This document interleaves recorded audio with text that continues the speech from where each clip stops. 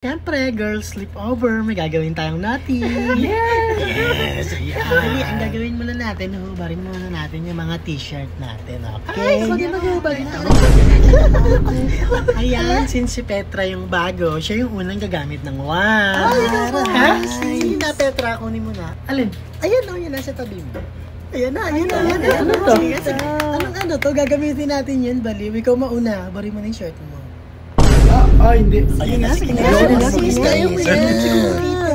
na yung shirt mo. Hindi talaga kasi ako gumagamit yan. Mas, Hala, nahihiya siya, girls. Mahihiyain Share natin pala. siya. Petra. Ayaw. I mean, ayoko talaga, sis, kasi mas Gusto mo sa ko- totoong boy. Ayun, mas gusto ko pag totoo talaga siya. Kayo na lang, papanoorin ko kayo. Diba? Ganun ba? O sige, since gusto mo talaga ng totoong boy, eto yung best friend ko si Jasper. Jasper, pasok ka. Hi, girls. Ay, Jasper. Ayan na. Hindi. O sige na, dali, okay lang kay Jasper. Hindi, ayoko. Ayan na, sis. Ano ka ba? Ako Hindi. bahala sa'yo. Girls, lalaki talaga ako. Pare, Ano Pito. daw? Kung hawakan. Nag-iinarte ka pa? Hindi kahit one to eto. Pareho lang naman ng sukat. Ay, Ikaw, sis. Petra.